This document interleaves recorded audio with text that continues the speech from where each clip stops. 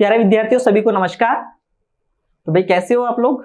एकदम स्वस्थ और मस्त जी। हम लोग यहाँ पे बात कर रहे हैं आज पीएटी एजी 123 ग्रुप में प्रीवियस ईयर पेपर सॉल्यूशन के बारे में। 8/6/2024 को मैथ्स में सेकेंड शिफ्ट में पेपर आया था। उस पेपर के क्वेश्चन के सॉल्यूशन के बारे में हम लोग बात करेंगे। तो भाई सब लोग एकदम रेडी हैं? Okay done. तो शुरू करें।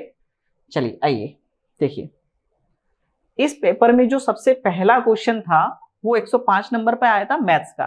ठीक है, क्वेश्चन की शक्ल ही थोड़ी सी डरावनी लग रही है, लेकिन थोड़ा स्मार्ट तरीके से काम करके इसको इजीली सोल्व किया जा सकता है। बेटा यहाँ पे हम लोग अल्फा जो है वो 0 डिग्री मान लेते हैं। कितना मान लेते हैं सब? 0 डिग्री। तो ये हो जाएगा cos 4 0 degree minus cos 4 into 0 degree divided bye 8 minus cos 2 into 0 degree divided bye 2। ठीक है, अब ध्यान से देखोगे तो ये cos 0 डिग्री की वैल्यू होती है 1, तो ये आ जाएगा सब 1 माइनस 4 इंटू 0 0 ही होगा, और cos 0 डिग्री की वैल्यू होती है 1, तो ये हो जाएगा 1/8 माइनस ये हो जाएगा 1/2। तो वैल्यू बनी 1 माइनस 1/8 माइनस 1/2। सोल्व कर लेते हैं। 1 माइनस 1/8 माइनस 1/2। देखिए इसका एलसीएम लोगे तो एलसीएम आ जाएगा 8, यहाँ आ जाएगा 8 माइनस 1 माइनस 4, क्योंकि देखो 8 का मल्टीप्लाई करोगे तो 8 8 से 8 कैंसिल हो जाएगा, फिर यहाँ पे 8 का मल्टीप्लाई करोगे 2 से जाएगा 4, 8 में से गया 7, 7 में से 4 गया तो 3, तो आंसर आ जाएगा इसका 3/8। किस ऑप्शन में? First option. तो जो पहला ऑप्शन है वो अपना करेक्ट है। ठीक है, तो ये क्वेश्चन जो देखने में थोड़ा अजीब सा था, इसे इजीली ऐसे हम लोग शॉर्ट आउट कर सकते हैं। आइए जरा अगले क्वेश्चन पे बात करते हैं। हाँ जी, ये वाला क्वेश्चन है √3 cosec 20 degree minus sec 20 degree. तो सबसे पहले थोड़ा सा हम इसे इजी कर लेते हैं। जो कोसेक 20 है ये नीचे जाएगा तो साइन 20 डिग्री हो जाएगा, और सेक 20 नीचे जाके कोस 20 डिग्री हो जाएगा। ठीक है, ऐसा लिख सकते हैं हम लोग। अब इसका क्रॉस मल्टीप्लाई करा दो तो ये हो जाएगा √3 cos 20 degree minus sine 20 degree divided by sine 20 degree into cos 20 degree. ठीक है, अब बेटा ध्यान देना सब लोग यहाँ पे, वेरी इंपॉर्टेंट। देखो ये √3 है और यहाँ कुछ नहीं है, मतलब 1 है। ठीक है, तो हम क्या करते हैं 2 का मल्टीप्लाई और 2 का डिवाइड कर देते हैं। तो ऊपर वाले में 2 का मल्टीप्लाई और जो 2 का डिवाइड करा रहे हैं वो नीचे भेज देते हैं। तो हो जाएगा सब √3/2 cos 20 degree minus 1/2 sine 20 degree. Correct है। ऐसे ही नीचे भी 2 का मल्टीप्लाई और 2 का डिवाइड कर दो। ठीक है, ये 2 का मल्टीप्लाई और 2 का डिवाइड, तो ये हो गया सब sine 20 degree into cos 20 degree. Balance करा हम लोगों ने चीजों को। क्लियर है? यहाँ तक कोई दिक्कत नहीं आप लोगों को। अब देखो ध्यान से, ये जो नीचे वाला 2 है ये पलटी मार के ऊपर चला जाएगा, ये तो हो जाएगा 4। अभी जो √3/2 है, क्या इसके जगह हम लोग साइन 60 डिग्री लिख सकते हैं? क्योंकि हमें पता है कि साइन 60 डिग्री का मान √3/2 होता है। तो साइन 60 और ये हो जाएगा cos 20 डिग्री माइनस 1/2 की जगह क्या लिख सकते हैं हम लोग? cos 60 डिग्री, और ये अपने पास साइन 20 डिग्री। ठीक है, और नीचे है अपने पास 2 साइन थीटा cos थीटा। अब 2 साइन थीटा cos थीटा क्या होता है? साइन 2 थीटा होता है, यानी कि साइन 2 और थीटा की जगह कितना है? 20 डिग्री। ठीक है, अब देखो भैया ध्यान से। ठीक है, अब यहाँ देखो sine A cos B minus cos A sine B, sine A cos B minus cos A sine B किसका फार्मूला होता है? साइन A माइनस B का होता है। तो साइन A यानी कि 60, B यानी कि 20। ठीक है, और नीचे आ जाएगा अपने पास साइन 40 डिग्री। तो ये 4 बन गया, 60 में से 20 गया तो 40, ये साइन 40 डिग्री, और नीचे भी आ गया आप लोगों के पास साइन 40 डिग्री। ये कैंसिल आउट हुआ तो आंसर आपका कितना आ जाएगा? 4। ठीक है, तो इस क्वेश्चन का क्या आंसर मार्क करेंगे हम लोग? 4। ठीक ठाक क्वेश्चन था, बहुत अच्छा। बस ये है कि ट्रिग्नोमेट्री के फार्मूले के ऊपर आपकी कमांड होनी चाहिए बढ़िया से। आगे आ जाओ, अगला क्वेश्चन। ये 110 नंबर पे क्वेश्चन देखने को मिला था। क्वेश्चन बोल रहा है बहुलक और माध्यिका के बीच अंतर 25 है। अब बहुलक क्या होता है? Z और माध्यिका ME इसके बीच का जो डिफरेंस है वो कितना है साहब 25। माध्यिका और माध्यिका के बीच अंतर निकालना है, यानी कि हमें डिफरेंस फाइंड करना है मीडियन एंड मीन के बीच। तो देखो हम लोग जानते हैं कि z इक्वल टू होता है 3me minus 2 mean, right. 3 median minus 2 mean होता है। अभी जो 3 मीडियन है इसमें से इसको क्या ऐसा लिख सकते हैं हम लोग 1 median plus 2 median minus 2x बार, ये वाला मीडियन इधर भेज दो तो z माइनस एम आ जाएगा, यहां बचेगा 2। देखो यहां से 2 अगर कॉमन निकाल ले तो ये आ जाएगा एम ई माइनस एक्स बार, ठीक है, कोई दिक्कत। और z माइनस एम ई की वैल्यू सब आपको 25 दे रखी है, तो ये हो गया 25 equal to 2 M E minus X bar. ये दो को नीचे ले आओ तो this is 25/2 equal to M E minus X बार।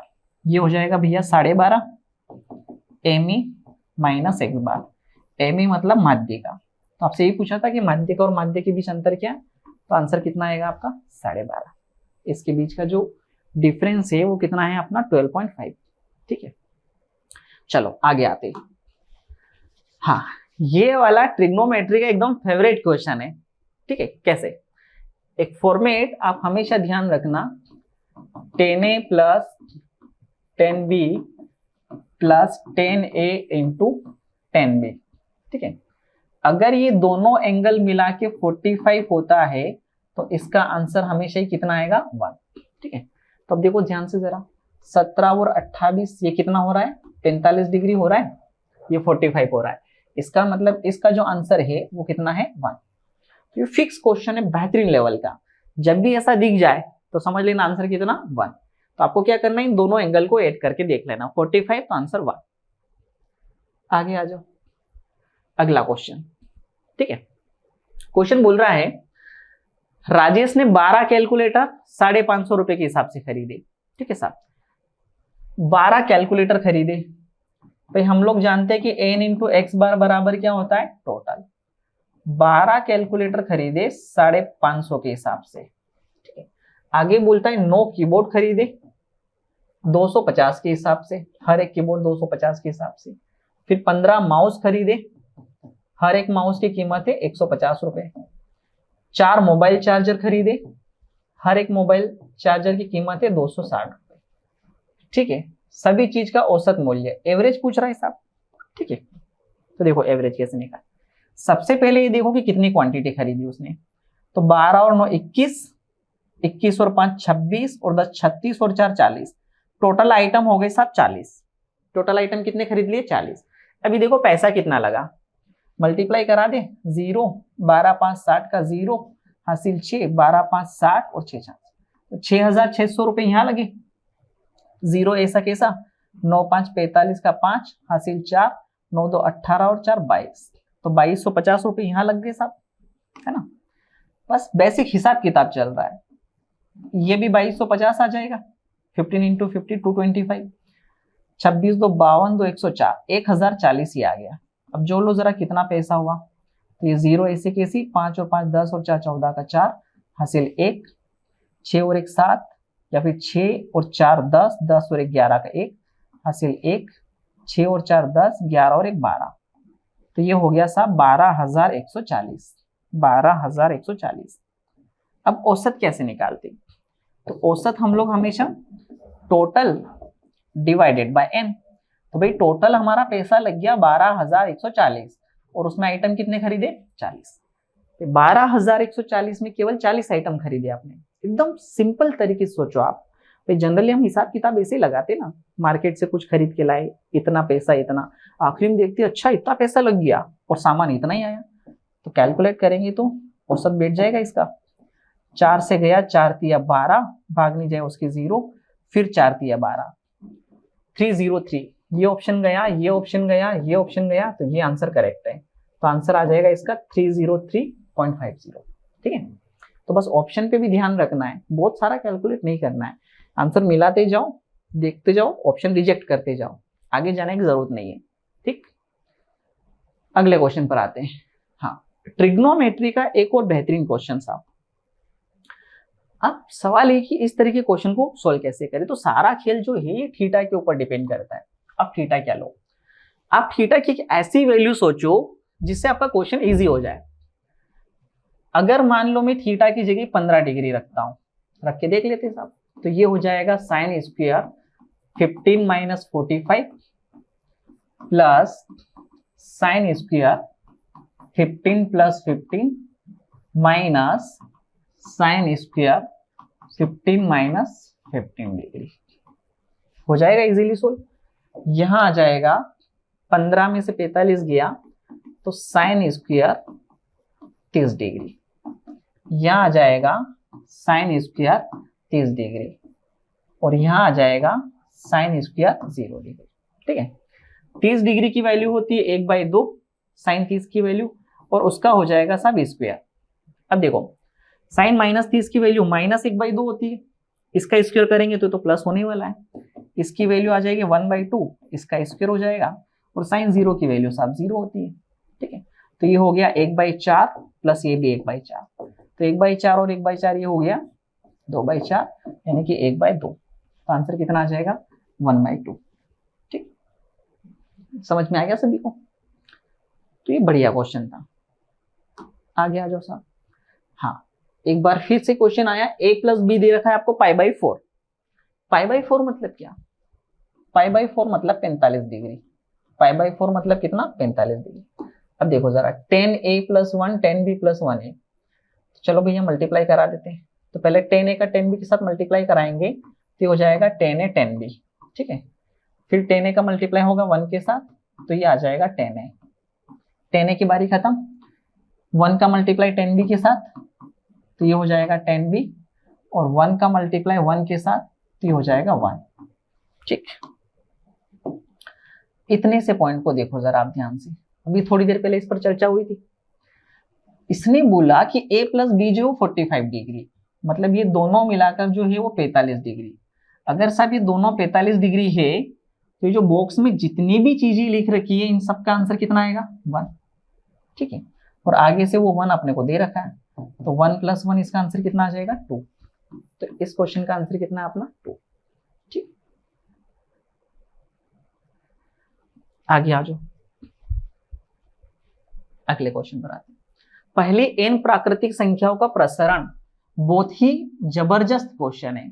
इसका जो प्रसरण है वो है n² - 1/12। ये सीधा सा फार्मूला आता है एग्जाम में, तो आपको सीधे सीधे फार्मूला याद रखना है। ठीक है, चलिए आगे बढ़ाते हैं।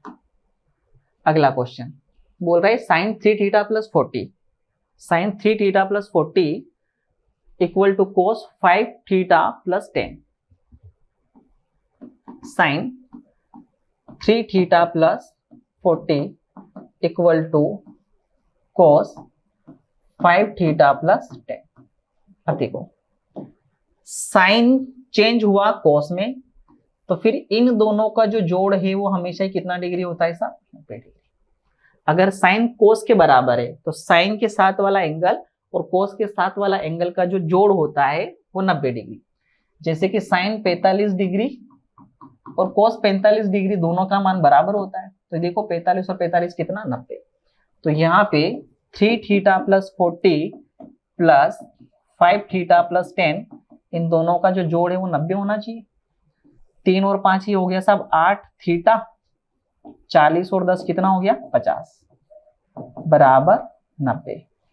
50 उधर गया तो 8θ बराबर 90 माइनस 50, तो 8θ बराबर 40 आ जाएगा। 8 से कट करेंगे तो ये जाएगा 5 बार। तो जो थीटा का मान है वो कितना डिग्री होगा अपने पास 5 डिग्री। थीटा का जो मान है वो कितना होगा 5 डिग्री। ठीक है, क्लियर? आगे आ जाओ, अगला क्वेश्चन पढ़ो ध्यान से। क्वेश्चन बोल रहा है पहले 30 समग्र संख्याओं की माध्यिका। हिंदी में बच्चे कंफ्यूज हो गए थे इस शब्दों को लेकर कि समग्र मतलब क्या। एक बात हमेशा ध्यान रखना, कभी कभी हिंदी में ऐसे शब्द आएंगे जो समझ में नहीं आएंगे, तो उसके लिए इंग्लिश पढ़ लेना। यहाँ पे लिखा है composite number.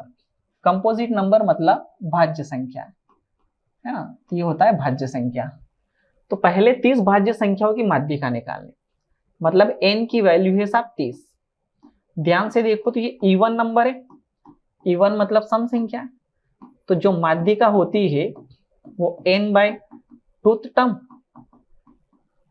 Plus n/2 plus 1th term divided by 2, यही होता है।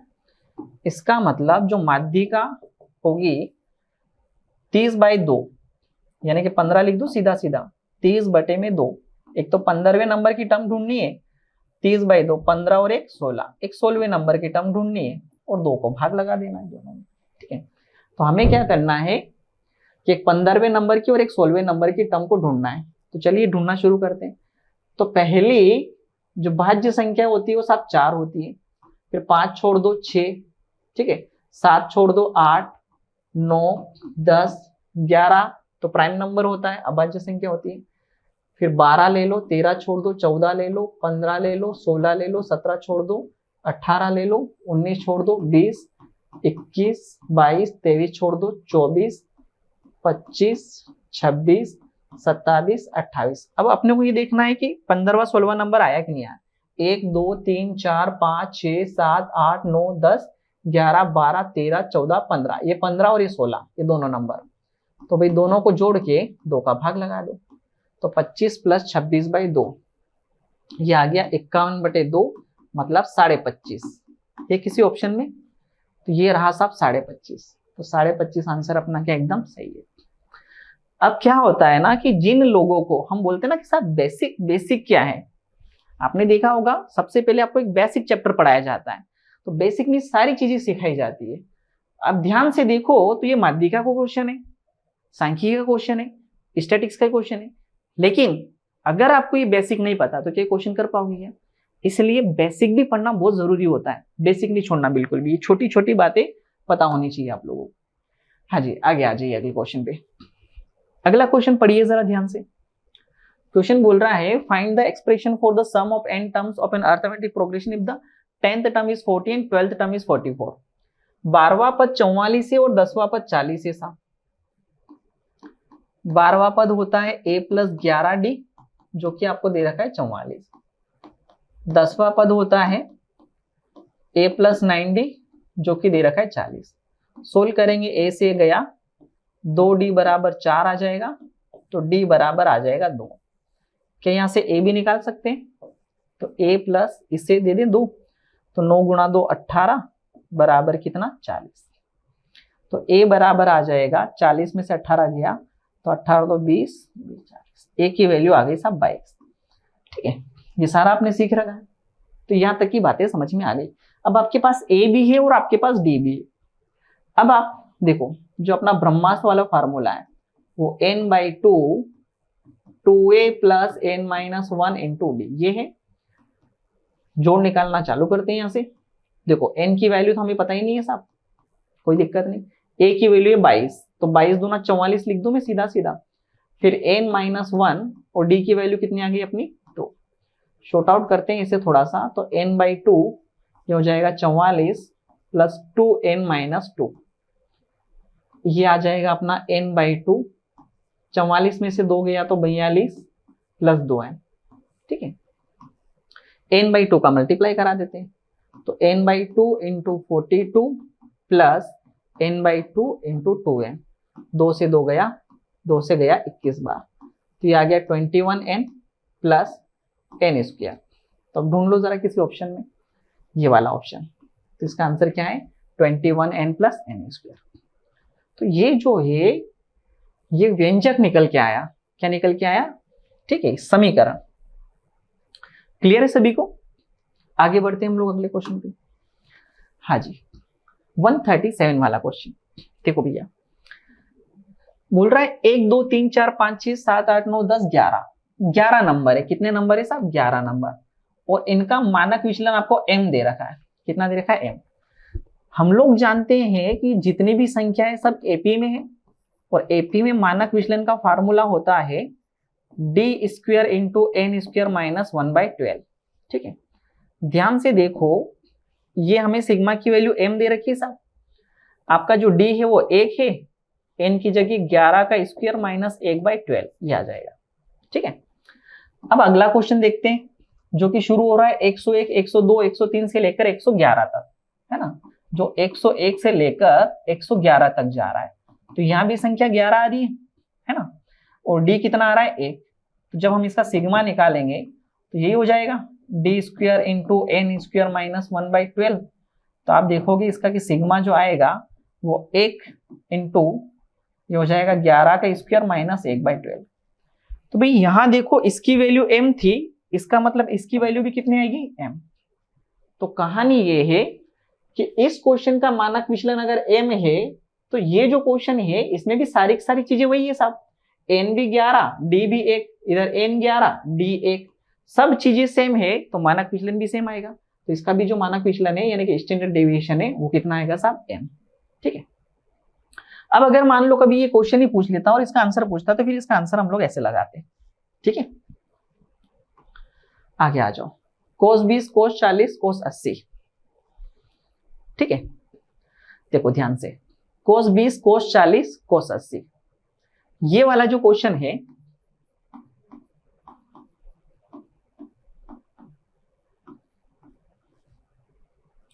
इसका एक फार्मूला बनता है साहब, cos theta, cos 60 minus theta and cos 60 plus theta, है ना, और इसका आंसर आता है 1/4 cos 3 थीटा, यानी कि इसका आंसर बनेगा 1/4 cos 3 गुणा 20। ठीक है, क्योंकि देखो ये आपका थीटा हो गया, 40 मतलब 60 माइनस थीटा, 60 माइनस 20 40 हो गया, और ये जो है ये 60 से ज्यादा है, क्योंकि एक एंगल जो है वो 60 से कम होना चाहिए और एक एंगल 60 से ज्यादा होना चाहिए। और कितना ज्यादा, ये यहाँ जो दे रखा है, तो ये वाला एंगल 60 से 20 कम है मतलब मैच हो गया, और 60 से 20 ज्यादा यानी 80 मैच हो गया। तो 1/4 cos 3 इंटू 20, तो 1/4 ऐसा कैसा, ये हो गया साहब cos 60 डिग्री। तो ये आंसर आएगा 1/4 और cos 60 की वैल्यू होती है 1/2, तो आंसर कितना आ जाएगा इसका 1/8। तो इसका आंसर डी ऑप्शन एकदम करेक्ट है, 1/8 इज द करेक्ट आंसर। ठीक, आगे आ जाओ, आरोही क्रम में एक परीक्षण में 7 छात्रों के अंक नीचे दिए गए हैं। आरोही क्रम में एक परीक्षण में 7 छात्रों के अंक नीचे दिए गए, मतलब बढ़ते क्रम में, और इसकी जो माध्यिका है वो 30 बता रहा है। तो देखो भैया हम माध्यिका देख लेते हैं, 1 2 3 4 5 6 7, अगर 7 आंकड़े हैं तो बीच वाला आंकड़ा एकदम बीचों बीच वाला माध्यिका होगा। तो भाई हमारे हिसाब से जो माध्यिका वो k+5 है, जबकि क्वेश्चन के हिसाब से माध्यिका कितनी दे रखी है 30। यही होता है ना माध्यिका, बीचों बीच वाला नंबर माध्यिका कहलाता है। तो k+5 बराबर 30, 5 इधर ले जाओ तो 30 में से 5 गया तो कितना आ जाएगा 25, तो ये आंसर आ जाएगा इसका 25। तो ये माध्यिका कितनी आ जाएगी अपनी 25। ठीक है, अगले क्वेश्चन पर आ जाओ, पहली दूसरी तथा तीसरी संख्या का औसत दूसरी तीसरी तथा चौथी संख्या के औसत से 40 अधिक। पहली दूसरी और तीसरी मतलब a plus b plus c, ये 3 संख्या मान लेते लाइन से, इनका औसत मतलब डिवाइडेड बाय 3। बोलता है दूसरी तीसरी और चौथी, दूसरी मतलब b c और d के औसत से 40 अधिक है, मतलब ये वाला औसत जो है वो इनके औसत से कितना ज्यादा है 40। देखो शब्दों को पकड़ो नहीं तो यहां गलती कर जाओगे। ये जो औसत है इसके औसत से 40 अधिक है, मतलब इसमें 40 मिलाओगे तो इसके बराबर होगा। यानी कि मान लो मैं कहूं कि मेरे पास 700 रुपए हैं और तुम्हारे पास 500 रुपए हैं, ठीक है, तो मेरे पास तुमसे कितना ज्यादा है 200 रुपए। ठीक है, तो तुम्हें अगर 200 रुपए मिलेंगे तब तुम मेरी बराबरी कर पाओगे, तो ऐसा। ठीक है, अब भैया इसे सोल्व कर लेते, इसको इधर ले आओ, तो a plus B plus C by 3 minus B plus C plus D by 3 बराबर कितना 40। ठीक है,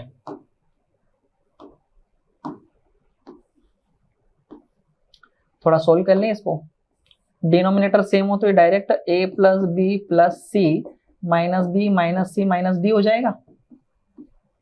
कुछ कैंसिल हो रहा है तो कैंसिल कर दूं, बी सी से बी सी कैंसिल हो गया, तो ये बन गया अपने पास a माइनस डी, 3 को उधर भेज दिया तो 3 गुणा 40 यानी कि 120। तो a माइनस डी बराबर आ गया अपने पास 120। a माइनस डी कितना आ गया अपने पास 120। ठीक है, आगे बढ़ते प्रश्न को। बोलता है पहली और चौथी संख्या का औसत 70 है। ये पहली और ये चौथी संख्या का जो औसत है वो 70 है। इसका मतलब यहां से a प्लस डी 2 गुणा 70 140 आ जाएगा। 2 इधर भेज देंगे तो 140। और a माइनस डी बेटा अपनों ने निकाल ही रखा है, कितना है ये 120। जोड़ दो इसी, 2a आ जाएगा 0, 4 और 2 6, 1 और 1 2, तो 2 से कट करेंगे तो a बराबर आ जाएगा 130। कितना आ जाएगा a बराबर 130। तो क्या पूछा था, पहली संख्या पूछा था, तो पहली संख्या कितनी है अपने पास 130। ठीक है, पहली संख्या कितनी 130। आगे आ जाओ अगले क्वेश्चन पे। 147 नंबर के प्रश्न पर आते हैं, पढ़िए ध्यान से। एक समांतर श्रेणी का 67वां पद यानी कि T67 की बात हो रही है।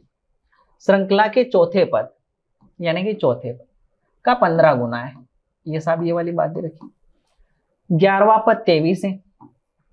11वां पद कितना है 23 है। 21वां पद ज्ञात कीजिए। हमें कौन सा पद निकालना है साहब 21वां, यानी कि ये a प्लस 20d होगा। ठीक है, अब दो चीजें चाहिए a और d। आइए जरा सोल्व करते हैं। ये होता है साहब a प्लस 66d, गुल्लक है ना, गुल्लक को तोड़ेंगे हम लोग। ये हो जाएगा a प्लस 3d इंटू कितना 15। सोल्व करें थोड़ा ऐसे, तो a प्लस 66d ये हो जाएगा 15a और 15 दिया 45d। इसको सोल्व करो, a प्लस 10d बराबर 23। मतलब यहां से फिलहाल कुछ होने वाला नहीं। इधर देख लो कुछ हो तो, ये इधर ले आते हैं, ये इधर ले आते हैं, तो ये हो जाएगा 66d minus 45d equal to 15a minus a। ये आ जाएगा 14a। 6 में से 5 गया तो 1, 6 में 4 गया तो 2, 21b। ठीक है, कोई दिक्कत यहां तक? आगे सोल्व कर लेते हैं यहां से। तो यहां से a की वैल्यू निकालेंगे तो ये 21d बटे में 14 आ जाएगा। 7 से काटेंगे 2 बार, 7 से काटेंगे 3 बार, तो a की वैल्यू आ गई अपने पास। ठीक है, थोड़ा छोटा कर देता हूं इसे।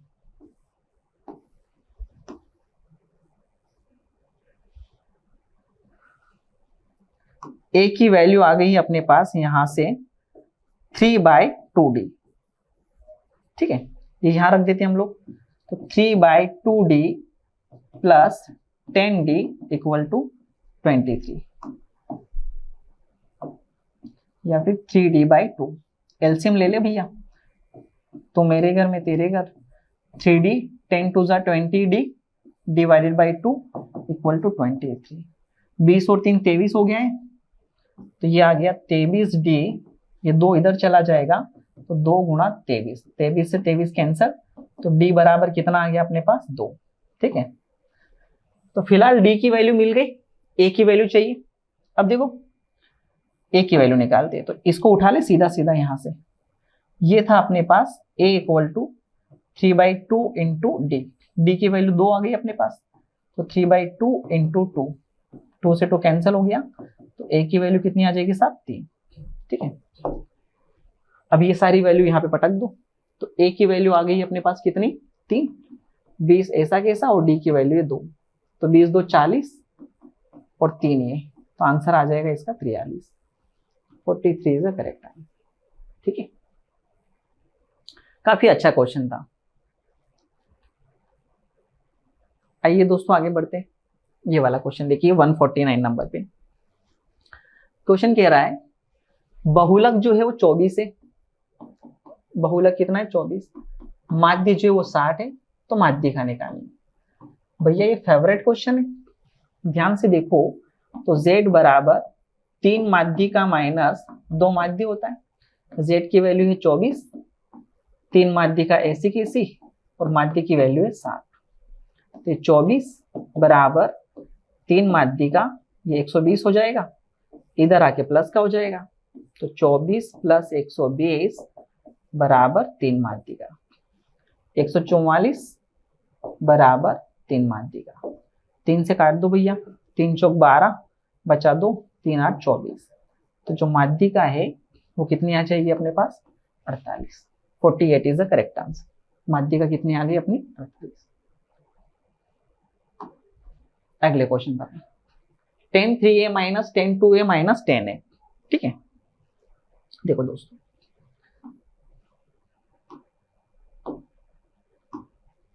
Ten 3a as it is, अगर यहां से मैं माइनस कॉमन निकाल लूं तो यहां बच जाएगा 10 2a प्लस 10a। करेक्ट है। अब थोड़ा सा ध्यान दीजिएगा, अगर मैं इसके नीचे 1 माइनस 10 2a इंटू 10a का मल्टीप्लाई करा दूं तो आप कहोगे सर ऊपर भी मल्टीप्लाई कराना पड़ेगा, तो चलिए यहां भी करा देते हैं 2a इंटू 10a। अब सवाल सोचने वाला है कि ये दिमाग में आएगा कैसे। तो भाई देखो 10 2a प्लस a का अगर फार्मूला लिखते तो कैसे लिखते 10a plus 10b upon 1 minus 10a 10b। तो भाई 10a प्लस 10b तो था अपने पास, है ना, इसको मैं a बोल रहा हूं, इसको b बोल रहा हूं, तो 10a प्लस 10b तो था, कमी किसकी थी 1 माइनस 10a 10b। तो मैंने नीचे लगा दिया, बैलेंस करने के लिए ऊपर भी लगा दिया। अब ध्यान से देखोगे आप तो ये जो है ये बन गया अपने पास ये 10 3a ऐसा कैसा, और इसकी जगह में लिख देता हूं 10 2a प्लस a का फॉर्मूला बन गया 10 2a प्लस, और ये अपने पास ऐसा कैसा 1 minus 10 2a into 10a। Correct है साहब, ये हो गया 10 3a साहब, ये 10 3a और ये भी 10 3a। तो 10 3a को ले लेते हैं हम लोग कॉमन, कॉमन ले लिया तो यहाँ क्या बचा 1 माइनस, यहाँ क्या बचा 1 minus 10 2a into 10a। Correct है, इतनी बात क्लियर हो गई सभी को। चलिए आगे आते हैं, अब ध्यान से देखिए।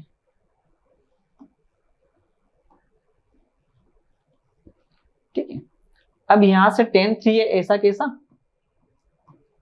ब्रैकेट के अंदर सोल्व करते तो 1 minus 1 minus minus plus 10 2a into 10a, ये 1 से 1 कैंसिल हो जाएगा, तो ये बचेगा 10 3a into 10 2a into 10a। तो 10 3a minus 10 2a minus 10a किसके इक्वल है 10 3a 10 2a और 10a। भाई कभी कभी क्या होता है बच्चे इसको डायरेक्ट ही याद रखते हैं, तो अगर आप डायरेक्ट याद रखोगे तो इतना सोल्व करने की जरूरत नहीं पड़ेगी जितना मैंने आपको सोल्व करके बताया। तो ये सीधा सा है 10 3a माइनस 10 2a माइनस 10 तो डायरेक्ट आंसर होगा 10 3a 10 2a और 10a। बाकी अगर आप सोल्व करें तो फिर आप इस तरीके से शॉर्ट आउट कर सकते हैं। आगे आते हैं हम लोग अगले क्वेश्चन पर। समांतर श्रेणी की 3 संख्याओं में सबसे छोटी संख्या ज्ञात करनी। ठीक है, एपी में 3 नंबर है और छोटा नंबर हमें फाइंड करना है। आगे बोलता है पहली और तीसरी संख्या गुणनफल 252 है। पहली दूसरी तीसरी, ये 3 संख्या है साहब। ठीक है, पहली और तीसरी संख्या गुणनफल 252 है तथा तीनों संख्याओं का जोड़ 48 है। तीनों का जोड़ जो है वो 48। अब देखो हम लोग जानते हैं कि जो योग होता है, जो सम होता है वो n इंटू एम होता है। ये 48 है, टर्म कितनी 3, तो मिड टर्म आ जाएगी, यानी कि बीच वाला जो नंबर है वो साथ कितना है 16। बीच वाला नंबर जो कितना है 16। अब छोटा नंबर लेना। अब थोड़ा ध्यान से देखो 1 2 3 इन तीनों का जोड़ 48 होना, जिसमें से इसका जोड़ कितना है 16 है, तो बाकी 2 संख्याओं का जोड़ कितना है। ठीक है, तो बाकी 2 संख्याओं का जोड़ 32 होना चाहिए, है ना। तो 6 और 2 8, 3 और 1 4। भाई 48 में से एक संख्या हमें पता चल गई कि एक बीच वाली संख्या 16 फिक्स है। ठीक है, तो जो बाकी के दोनों संख्या है ना इनका जोड़ 32 होना चाहिए। अब क्या करें, ऑप्शन से चलते हैं। मान लो ये संख्या 14 है तो ये 18 होना चाहिए, है ना। अगर ये 14 है तो ये 18 होना चाहिए। अब जो ऑप्शन रखेंगे वो कंडीशन मैच भी करेंगे। इसने बोला था साहब कि पहली संख्या गुणा तीसरी संख्या दोनों का गुणा कराओ तो 252 आना चाहिए। तो अगर पहले में 14 लेता हूं तो तीसरी ऑटोमेटिक 18 बन जाएगी। अगर ये 252 आ गया तो 14 सही है। तो चलिए 18 पहाड़ा पड़ी, 18 2 36, 72 का 2 केरी 7, 18 1 18, 18 प्लस 7 25, यानी कि मैच हो गया। मैच हो गया मतलब ये पहला जो ऑप्शन है वो अपना एकदम करेक्ट है। तो जब भी इस तरीके के क्वेश्चन आए तो हमेशा ध्यान रखना हमें इस तरीके से सोल्व करना है, ठीक है। आगे आ जाओ अगले क्वेश्चन पर। बड़ा ही बेहतरीन क्वेश्चन है ये वाला, ध्यान से देखिए इसको। 4 cos अल्फा प्लस बीटा, और ये बटे में दे रखा है cosec alpha cosec beta plus 2 sine square beta plus cos 2 alpha beta. तो सबसे पहले जो 2 साइन स्क्वायर बीटा है इसको सबसे आगे लिख दो, है ना, इसका काम आगे। तो 2 साइन स्क्वायर बीटा हो गया, ठीक है, प्लस ये है सब 4 कोस अल्फा प्लस बीटा, और ये लाइन खींच रखी, इसका मतलब ये बटे में, तो ऊपर लिख दो इनको। तो ये बटे में कोसेक है तो ऊपर जाके क्या हो जाएगा साहब, साइन अल्फा, बटे में कोसेक ऊपर जाके क्या हो जाएगा, साइन बीटा, ठीक है, प्लस अब ये है कोस 2 अल्फा प्लस बीटा, यानी कि कोस 2 थीटा है। अगर इस अल्फा प्लस बीटा को मैं थीटा मानूं तो साहब ये कोस 2 थीटा है, और कोस 2 थीटा क्या होता है, 2 कोस स्क्वायर थीटा माइनस 1। तो इसकी जगह मैं क्या लिख सकता हूं, इसको देखना ध्यान से, इसकी जगह लिख सकता हूं मैं 2 कोस स्क्वायर थीटा, थीटा यानी कि alpha plus beta, 2 cos square theta minus 1, 2 cos square theta minus 1, 2 cos square theta minus 1, ये ऐसा लिख सकते हैं। क्लियर। अब ये वाला जो माइनस 1 है ये यहां ले आते सब हम लोग, तो ये हो जाएगा 2 sine square beta minus 1 plus, ध्यान से अब देखते जाना बिल्कुल, कोस अल्फा बीटा यहां भी है, कोस अल्फा बीटा यहां भी है, 2 यहां भी है, 4 के अंदर भी 2 छिपा है। तो अगर मैं 2 कोस अल्फा बीटा को ले लेता हूं कॉमन, इस जगह से ले लिया कॉमन, तो 4 में से 2 आया तो बच गया 2, कोस अल्फा प्लस बीटा तो खींच के बाहर फेंक दिया, तो बचा क्या यहाँ पे, साइन अल्फा साइन बीटा, यहां से 2 बार फेंक दिया, कोस अल्फा प्लस बीटा को बाहर फेंक दिया, लेकिन 2 बार था तो 1 बार बच जाएगा साहब, तो कोस अल्फा प्लस बीटा, ठीक है, और 1 को तो इधर लिख दिया हम लोगों ने। यहां तक समझ में आ गया।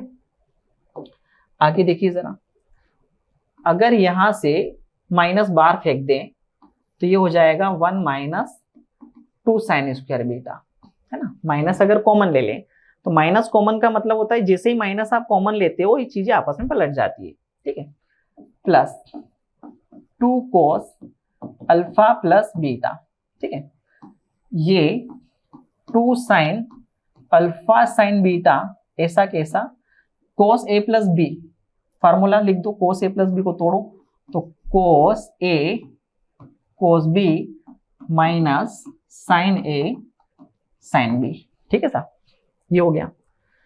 देखते जाओ ध्यान से अब, 1 माइनस 2 साइन स्क्वायर थीटा है बीटा, लेकिन मैंने बोला क्या थीटा, क्योंकि आपको याद आ जाए कि 1 माइनस 2 साइन स्क्वायर थीटा जो है वो कोस 2 थीटा होता है, तो ये आ जाएगा बेटा यहाँ कोस 2 बीटा, ठीक है, बीटा है तो बीटा लिख दो, plus 2 cos alpha plus beta, अब ये ध्यान से देखो इसको, 2 साइन अल्फा प्लस बीटा और यहाँ है sine alpha plus beta, 2 sine alpha beta में से 1 साइन अल्फा बीटा जाएगा तो 1 साइन अल्फा बीटा बचेगा, क्या बचेगा, 1 sine alpha beta plus cos alpha cos beta, ठीक है, कोई दिक्कत। आगे बढ़ाते हैं इसको, तो माइनस का कोस 2 बीटा ऐसा कैसा, ठीक है, ये हो जाएगा 2 cos alpha plus beta sine A sine B cos A cos B, cos A cos B, ठीक है, और ये आ रहा है sine A sine B. Clear है चीजें, तो cos A cos B plus sine A sine B, cos A cos B plus sine A sine B किसका फार्मूला होता है,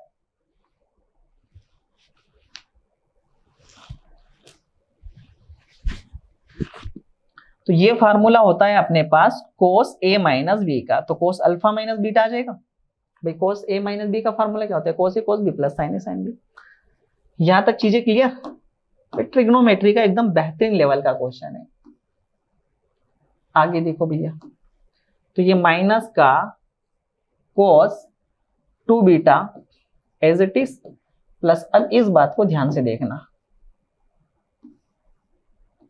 ये है साहब 2 कोस, इसको मैं ए नाम दे देता हूं, इसको मैं बी नाम दे देता हूं, तो 2 cos A cos B, 2 cos A cos B का जो फार्मूला है वो बनता है cos A plus B plus cos A minus B। तो cos A plus B, A plus B, A की जगह है alpha plus beta, A plus B, B की जगह है alpha minus beta, cos A plus B plus cos A minus B, यानी कि alpha plus beta minus alpha minus beta, यही होता है सब। 2 cos A cos B का फार्मूला होता है cos A plus B plus cos A minus B। ठीक, अब देखो जरा यहां से बीटा कैंसिल हो जाएगा, बीटा से बीटा कैंसिल, तो ये हो गया माइनस का cos 2 बीटा प्लस ये हो गया cos 2 अल्फा। यहां देखो ध्यान से, इसको थोड़ा सा ओपन कर लेते हैं, तो ये अल्फा प्लस बीटा माइनस का अल्फा माइनस माइनस प्लस का बीटा, अल्फा से अल्फा कैंसिल, तो 2 बीटा हो जाएगा, तो आ जाएगा cos 2 बीटा, cos 2 बीटा से cos 2 बीटा गया, तो आंसर क्या आ जाएगा आपका cos 2 अल्फा। तो बहुत ही बेहतरीन लेवल का क्वेश्चन था साहब ये, जिसमें ट्रिग्नोमेट्री की सारी चीजें मिला दी गई, सारी चीजें। तो आंसर क्या आ जाएगा इसका cos 2 अल्फा। ठीक है, आगे आते हैं। अगला क्वेश्चन 180 नंबर पे क्वेश्चन पूछा गया था, आइए देखते हैं जरा क्या है। एक समांतर श्रेणी का 15वां पद क्या होगा, 15वां पद निकालना है इसका। तो 15वां पद तो a प्लस 14d होता है, ठीक है, जिसका पहला पद उसके सार्वंतर के बराबर है। क्या बात है, बोल रहा है पहला पद जो है वो सार्वंतर के बराबर है, तो a बराबर d, और अगर a बराबर d है, ठीक है, a बराबर d है, और तीसरा पद 9 है, ठीक है, a बराबर d, एक कंडीशन दे रखी, और बोलता है कि जो तीसरा पद है यानी कि a प्लस 2d जो है वो कितना है साहब 9। अब देखो a बराबर d का मतलब जो मान a का है वही मान d का है, तो भाई a की जगह में d रख दूं, तो d plus 2d equal to 9, तो ये हो जाएगा 3d इक्वल टू 9, तो d कितना आ जाएगा 3। अगर d की वैल्यू 3 है तो साहब a की वैल्यू भी कितनी होगी 3 ही होगी, d की वैल्यू 3 तो a की वैल्यू भी 3, तो यहाँ रख दो 3 प्लस यहाँ भी कितना रख दो 3, तो ये 42 हो जाएगा, और 42 और 3 कितना 45, तो इसका बी ऑप्शन करेक्ट। ठीक है, बी ऑप्शन करेक्ट है। आगे आ जाओ अगले क्वेश्चन पर। मानक विचलन, मानक विचलन का क्वेश्चन पूछा है, ठीक है। तो देखो जब भी मानक विचलन का क्वेश्चन आए तो सबसे पहले अपने को ये काम करना है, देखना है समांतर श्रेणी तो नहीं है, 45 50 55 60 65 70 75, यानी कि एपी का क्वेश्चन है, 1 2 3 4 5 6 7 एपी का क्वेश्चन है, और इसमें पद दे रखे 7 और डी दे रखा है आपका 5। ठीक है, तो मानक विचलन का फार्मूला क्या होता है साहब, D square into N square minus 1/12। ठीक है, D square into N square minus 1/12। तो डी है अपने पास 5, 5 का स्क्वायर, एन है 7, 7 का स्क्वायर माइनस 1/12। सोल्व कर लो इसको, तो ये आ जाएगा सिग्मा बराबर 25 गुना 49 माइनस 1/12। थोड़ा और सोल्व करेंगे तो 25 49 में से 1 गया तो 48/12, तो ये 4 बार आ गया, तो सिग्मा बराबर 25 गुना 4 मतलब 100, और 100 बाहर आएगा कितना 10, तो इसका आंसर कितना आ जाएगा अपना 10। ठीक है, तो 10 आंसर इसका एकदम करेक्ट है। कोई दिक्कत, तो ये ध्यान रखना, ये फार्मूला बहुत इंपॉर्टेंट है ताकि मानक विचलन के ऐसे बड़े बड़े क्वेश्चन आसानी से हो जाएं। ठीक, अगला क्वेश्चन, यदि 8 प्रेक्षणों के वर्गों का योग यानी कि एक्स स्क्वायर का योग, ये सिग्मा एक्स स्क्वायर दे रखा है 160, तो प्रेक्षण को एक्स मानते हैं, ये वर्ग और ये योग, माध्य 4 है, यानी कि एक्स बार जो है वो कितना है सर 4, मानक विचलन निकालना सिग्मा। तो देखो अब ये सिग्मा का एक नया क्वेश्चन आ गया, इसका फार्मूला होता है साहब sigma X square by N minus X bar का होल स्क्वायर, इस वैल्यू पटक दो, अगेन वेरी इंपॉर्टेंट फार्मूला, भूलना नहीं इसको। यह आ जाएगा 160। ठीक है, कितने प्रेक्षण है साहब 8, जो n की वैल्यू है वो कितनी है अपनी 8 बाय 8, और ये 4, तो 4 का स्क्वायर। ठीक है, सोल्व कर लेते हैं इसको हम लोग। तो सिग्मा बराबर आ जाएगा 160/8, 20 माइनस 16, तो ये आपका 4 आ जाएगा और 4 से बाहर कितना आ जाएगा 2, तो आंसर कितना अपना 2, तो सिग्मा की वैल्यू आ जाएगी 2। ठीक है, अगला question, sine square 15 minus sine square 75, sine square 15 minus sine square 75, sine square A minus sine square B जो है वो होता है साहब sine A plus B into sine A minus B, sine A plus B into sine A minus B. तो A है अपने पास 15, तो ये हो जाएगा 15 प्लस 75 और ये हो जाएगा साइन 15 माइनस 75, तो ये हो जाएगा 15 और 75 90 और ये हो जाएगा साइन माइनस का 60। साइन 90 की वैल्यू साहब 1 होती है, ये बाहर फेंक देगा माइनस, और साइन 60 की वैल्यू होती है √3/2, तो इसका आंसर आ जाएगा माइनस का √3/2। ठीक, माइनस का √3/2। अगले क्वेश्चन पर आ जाओ। बोल रहा है एक समांतर श्रेणी के 13वें पद का 13 गुना, 13वें पद का 13 गुना उसी समांतर श्रेणी के 7वें पद के 7 गुने के बराबर है, तो 20वां पद क्या होगा? 20वां पद देखो, ये 20 जो है वो 13 और 7 को जोड़ के आए, 13 और 7 20। जब भी ऐसा क्वेश्चन आए कि इतने पद का इतना गुना इतने पद की इतने गुने के बराबर है और जो पद पूछे वो इन दोनों के योग के बराबर हो, तो आंसर उसका क्या आता है? 0। तो इसका आंसर क्या होगा साहब? 0। तो ये प्रॉपर्टी है वेरी इंपॉर्टेंट, आंसर क्या होगा इसका? 0। ठीक है,